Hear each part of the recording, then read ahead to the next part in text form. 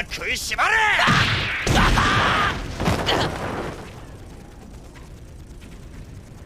Me See You Grit Those Teeth has stuck with me, and it's stuck with me for a long time. When I first stumbled across Gurren Lagann back in 2014, I remember staying up until 4 or 5 in the morning. I had to know how it ended. I was 18. I'm now approaching 28, nearly a decade later, and I find myself reminiscing. As that kid from 10 years ago, I never would have imagined the trials and heartbreak the next 10 years would bring, the depth of joy I would experience, what the hardest years of my life would bring, or that 10 years later, I'd still be saying to myself, let me see you grit those teeth. It is hard to put into words what this show means to me, as I don't often talk about it. It's more of a feeling, brutal and raw and beautiful. From the outside, Gurren Lagann definitely presents itself a certain way. Even for myself, the show is often antithetical to what I normally deem as great. I more often love grounded, gritty stories with deep, brooding characters, twists and turns and witty dialogue, huge, in-depth worlds with magic systems and lore bibles. Gurren Lagann is in many ways childish, loud, crass, and the literal definition of over the top. Most of its characters look like stereotypical colored hair anime protagonists. There is so much yelling.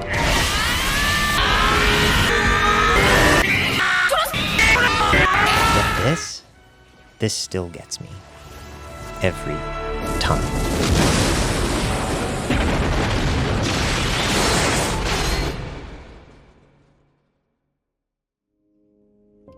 I grew up in an extremely small town in rural Kansas. When I was young, my aspirations were to be a cowboy and to not be cool, because cool people were mean from my experience.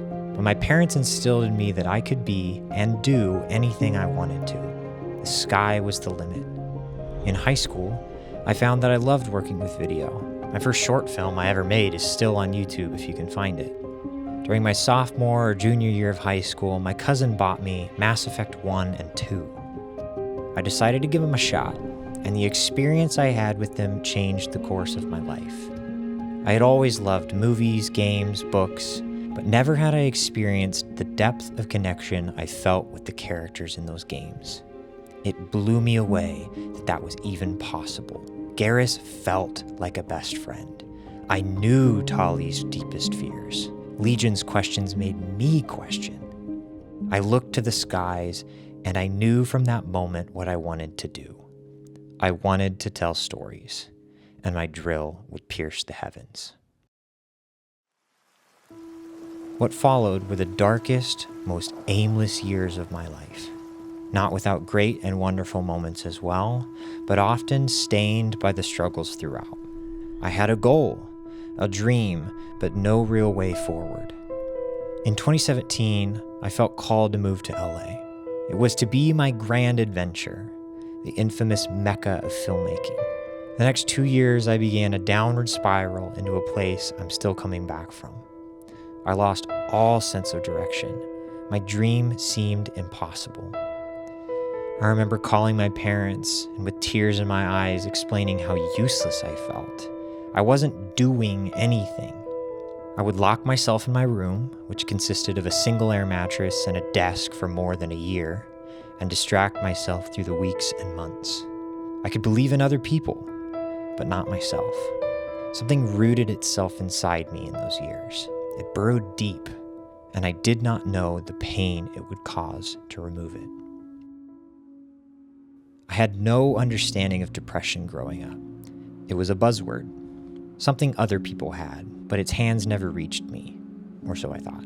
Friends would say they struggled with it, but I could only respond with something more akin to pity than empathy. I was ignorant, verging on denial, of what depression could be and how it could manifest. I knew I was a strong person, but manipulated my self-image into one of weakness. If only I was a little stronger, I'd be fine. I could get out of the hole myself. I'd make it and prove everybody right or wrong. The longer I shut everything in, the tighter the door locked and the pressure built to a breaking point. The black hole of my own self-conscious thought killed any attempt at pursuing my passion before it even had a chance to breathe its first breath. I became an enemy unto myself. Words of kindness towards me became the bullets I'd shoot myself with. But I held on by a thread to the dream I once had. Beaten down and cursed into the back corner of my soul, I was a kid with a dream who left on an adventure, who lost a part of himself along the way. When I first watched Gurren Lagann, I understood it. It hit me hard, left a mark on me in the same way or larger than what Mass Effect did. But I didn't know it, like I hadn't experienced it. And when I watch this bombastic, seemingly overindulgent, surface-looking male power fantasy of a show, I see Simone, and I see myself. I see a kid who's good at something, but unsure of those abilities. I see a kid who is so afraid of failing. I see a kid that refuses to believe in himself till it nearly kills him. And I see a kid who, when faced with loss, also loses himself in the process. And my heart breaks, not only for him, but for me. My dream caused the death of a large part of myself. After the most difficult year of my life to date, Gurren Lagann speaks to me even more now. I can look back and recognize things for what they were. The older I get, the more I see my reflection in many different characters. Kamina's ambition, Rossio's desire for control, Yoko's yearning for simplicity, and even Attenborough's desire to push large buttons. All throughout that time of spiraling lower, I held on. Barely, but I did. And one of the things that occasionally pulled me up were the words, "Let me see you grit those teeth." Right before the most pivotal moment of the show, Simone finds himself distracted. Kamina, the person he idolizes, rushes over to deliver not a comforting word, but and those words left a mark on me. They meant something to me. They made me angry. A righteous anger telling me to wake up. They didn't always work, but they echoed in my mind from time to time. Like the punch that struck Simone, they would shake me into motion. Though gradually, the meaning started to morph. My inner monologue of inadequacy snaked its way in. "Let me see you grit those teeth" became almost a self-chastisement. It was a call to put my nose on the grindstone and get back out there. That if I got mad enough at my situation, I could fix it. I wasn't good enough now, but if I just tried a little harder, I could be. This twisted view became my approach to coping with my destitute inner creative drive. I could fix myself. I just needed to try a little harder. What follows that battle is Simone collapsing into himself due to the eventual outcome.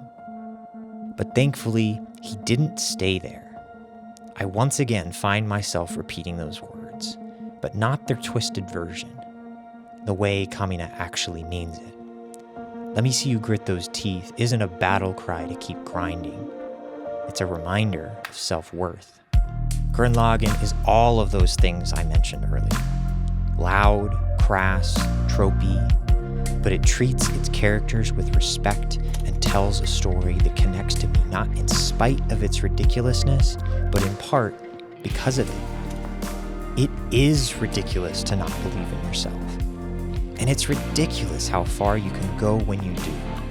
And if you can't, it is also a triumph to rely on other people who do believe in you.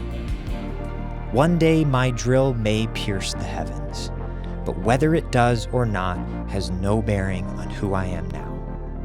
Simone didn't need to be great to be happy. He just needed to be himself. So if my story resonates with you at all, if you have a dream not yet fully realized, if you yourself are at the bottom of the well looking up, let me see you grit those teeth.